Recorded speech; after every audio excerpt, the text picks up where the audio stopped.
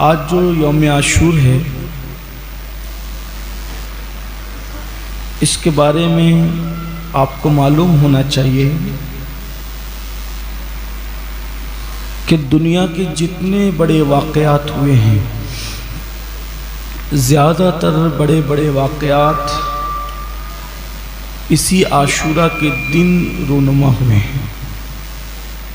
یعنی اس دن کی اہمیت کا اندازہ آپ لگائیں. صرف جو ہے وہ اختصار ملحوظ ہے، خطاب تو اور بیان تو رات کو آپ لوگ سن رہے ہیں. لوح محفوظ پر جو قلم ہے، جس قلم سے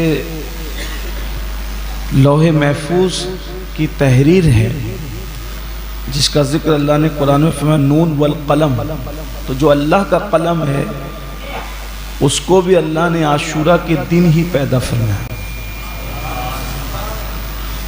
زمینوں کی اور آسمانوں کی پیدائش بھی عاشورہ کے دن ہی ہوئی.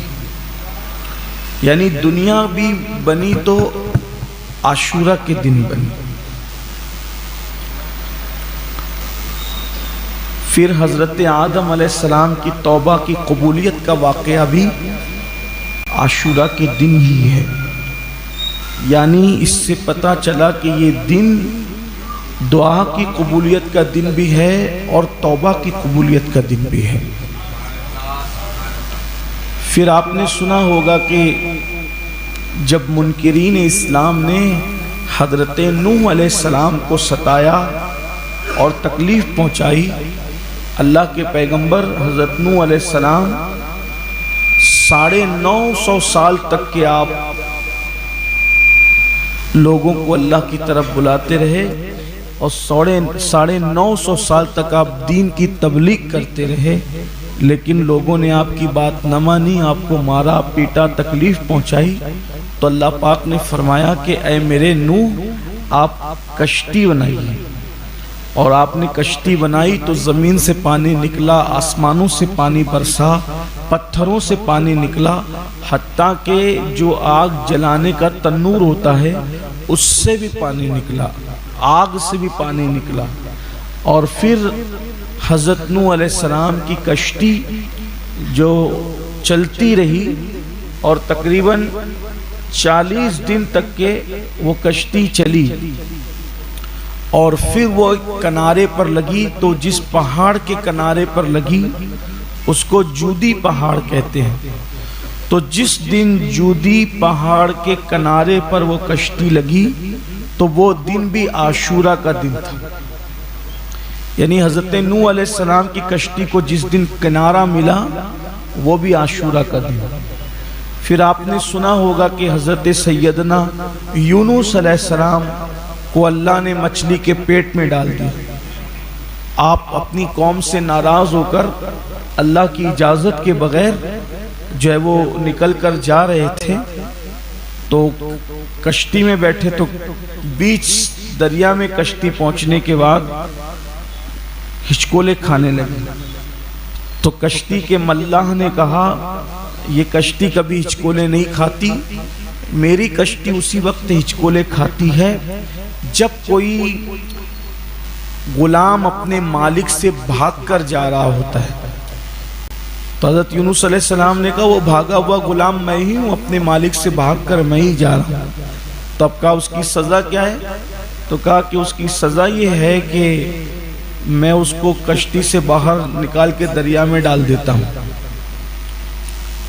لیکن یونس علیہ السلام کے چہرے کی نورانیت اور رنگت اور لباس ایسا نہیں اشارہ دیتی تھی کہ یہ کوئی غلام ہے.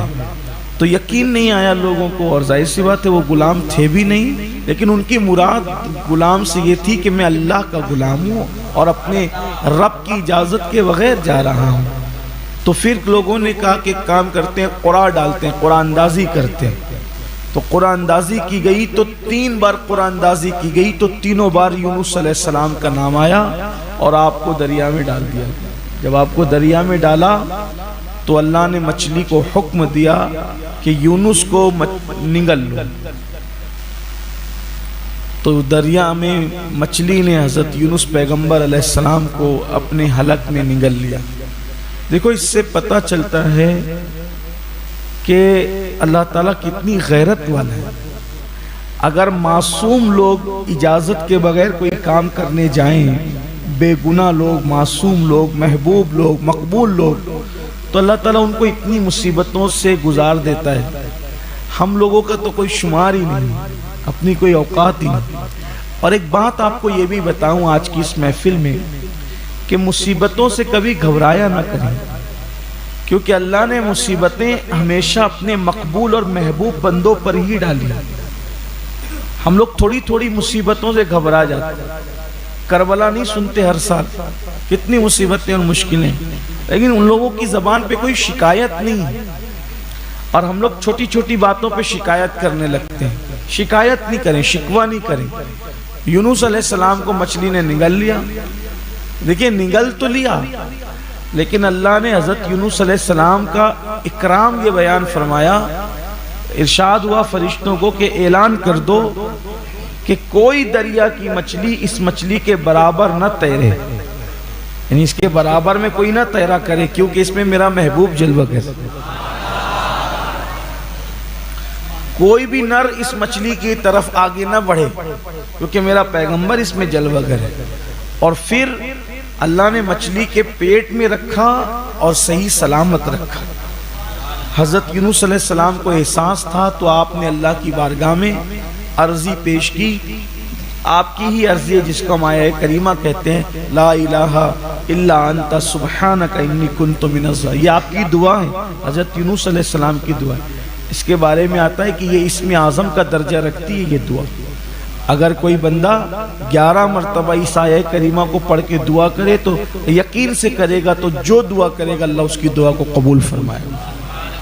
جب دعا کی قبولیت میں تاخیر ہوتی ہو تو یہ آیہ کریمہ پڑھ کر کے دعا کیا کریں، بہت برکت ہے اس آیہ کریمہ کی۔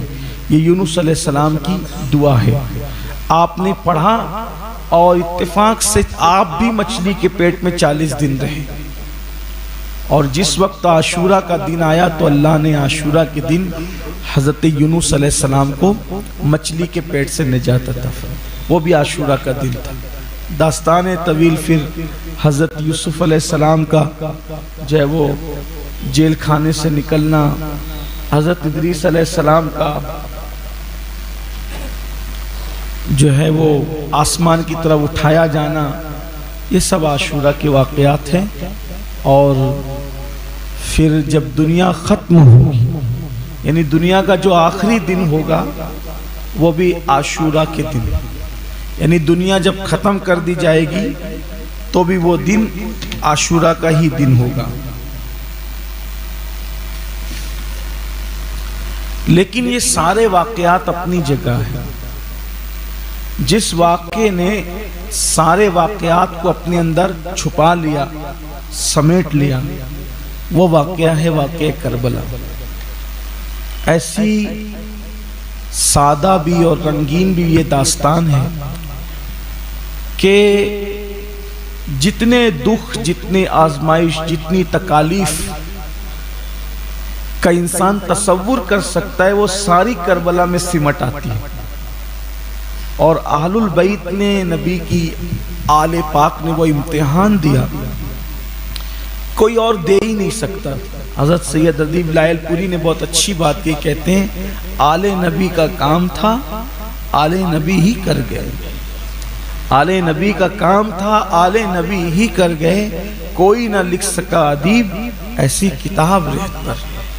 تو یہ جس کا کام تھا اللہ نے اسی سے لیا، اور امام علی مقام کو اسی لیے اللہ پاک نے پیدا فرمایا تھا۔ تو آج ان کی شہادت کا دن ہے۔